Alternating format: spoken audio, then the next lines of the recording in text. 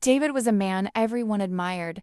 Outside his home, people called him generous. His friends praised him. Young women adored him. Whenever he entered a restaurant, he paid everyone's bills. Whenever he saw a beautiful woman struggling, he rushed to help. He bought expensive phones for ladies. He sent money to women he barely knew. He rented apartments for girlfriends. To the world, David looked like a kind-hearted man, but behind the doors of his own house, a completely different man lived. His wife, Sarah, knew the truth. Every morning, Sarah woke up before sunrise. She prepared the children for school. She ran her small business. She paid school fees. She bought food. She paid electricity bills.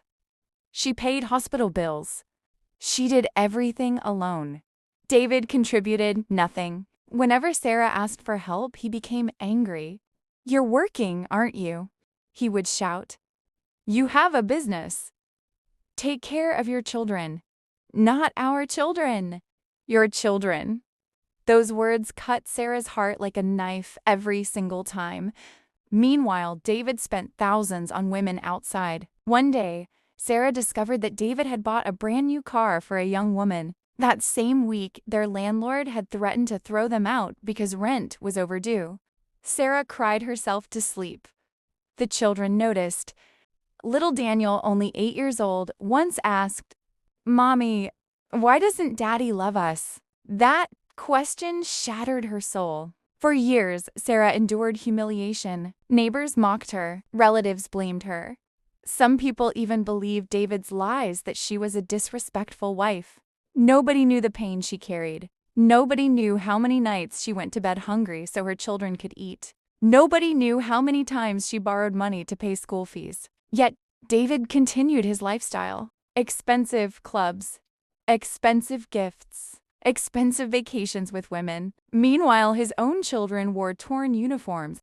Then came the turning point. One rainy night, Sarah's youngest daughter became seriously ill. The child needed urgent treatment. Sarah called David repeatedly. He ignored every call. Unknown to her, he was spending the night in a luxury hotel with another woman. Sarah begged friends. She borrowed money. She rushed her daughter to the hospital. The child survived, but something inside Sarah died that night. The love she had protected for years finally disappeared. She realized she was already living like a single mother, and so she made a decision. Without announcing it, without fighting, without arguing, she began building a new life. Quietly, patiently, she expanded her business, learned new skills, saved every naira she could, worked late into the night, month after month, year after year. While David was busy chasing women, Sarah was building an empire. The same people who once pitied her began to admire her. Her business grew. Her income multiplied. Her confidence returned. Her children excelled in school. For the first time in years, peace entered their home. David didn't notice. He was too distracted by his lifestyle. Then karma arrived. Slowly, painfully, one of the women he spent fortunes on disappeared. Then another, then another. The friends who drank with him stopped calling. His business started collapsing. Debt piled up. His savings vanished. The people he helped outside suddenly forgot his name. The women he sponsored blocked his number. One by one, everyone abandoned him. Soon, David found himself alone. The man who once spent recklessly could barely feed himself.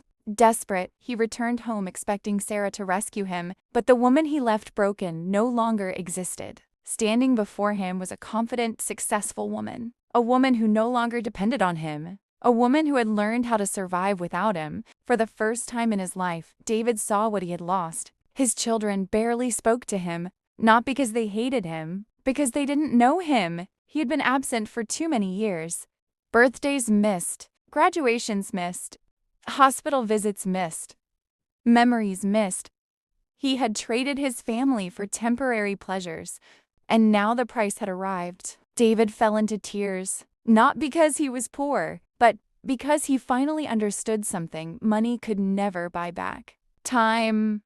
The years he stole from his children, the love he crushed in his wife, the family he neglected, the home he destroyed with his own hands. And for the first time, he realized the painful truth. The strangers he sacrificed everything for had forgotten him, but the family he abandoned had been the only people who truly loved him all along. David stood outside Sarah's office building, staring at the glass doors.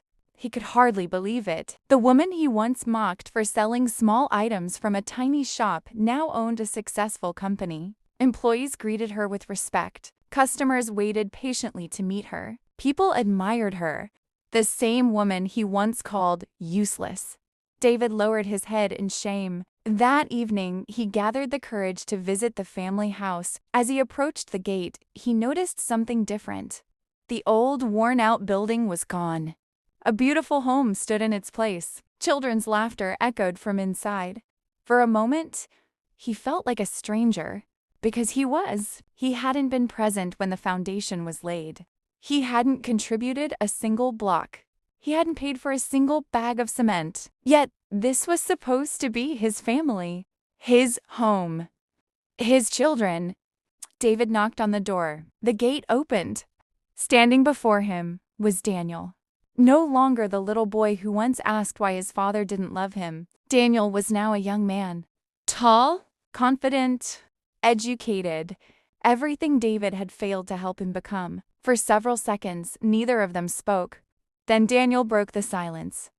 "Dad." David's eyes filled with tears. "My son?" Daniel nodded politely. But there was distance in his voice. The kind of distance created by years of neglect. "Mom is inside." "Not, we've missed you." "Not come in, Dad." Just a simple statement. "Mom is inside." David entered. Sarah was seated in the living room, reviewing business documents. She looked up. Their eyes met. 1,000 memories passed between them. The fights, the insults, the tears, the sleepless nights, the hunger, the disappointments, the broken promises. For years, Sarah had dreamed of seeing David regret his actions. But now that the moment had arrived, she felt nothing. No anger, no joy, no revenge, only peace. David slowly sat down. "I made mistake." Sarah remained silent. "I hurt you." Silence. "I failed our children." David's voice began to tremble. "I thought life was all about enjoyment." Tears rolled down his cheeks. "I thought there would always be more time." Sarah finally looked at him. But there wasn't. David nodded. There wasn't. The room became quiet. Then David asked the question that had haunted him for months. "Can you ever forgive me?" Sarah took a deep breath. The answer surprised him. "Yes." David looked up immediately. Hope appeared in his eyes. But Sarah continued. "I forgave you a long time ago." David's face brightened. Then she finished her sentence. "But forgiveness and trust are not the same thing." The smile disappeared. Sarah stood. "For years, I waited for you." She pointed toward the family photos on the wall. "You missed Daniel's graduation." Another photo. "You missed Grace's first school award." Another. "You missed birthdays." Another. "You missed hospital visits." Another. "You missed everything." David looked at the photographs. Every frame felt like a knife. His family had built an entire life without him, and he had not been part of it. That night, David couldn't sleep. He sat alone in the guest room. Every laugh he heard downstairs reminded him of what he had lost. The children joked with their mother. They shared stories. They talked about memories. Memories he wasn't part of. For the first time, David understood the true cost of neglect. It wasn't money. It wasn't poverty. It wasn't hardship. It was becoming a stranger to the people who once loved you most. Days turned into weeks. Weeks turned into months. David began trying to rebuild the relationship with his children. It wasn't easy. Trust broken over many years cannot be repaired overnight. Sometimes he called and they didn't answer. Sometimes conversations felt awkward. Sometimes the silence was painful. But for the first time in his life, he kept trying. One afternoon, Daniel invited him to lunch. David arrived early, nervous, hopeful. The two sat together. After a long silence, Daniel spoke. "Dad." "Yes?" "Do you know the hardest part?" David shook his head.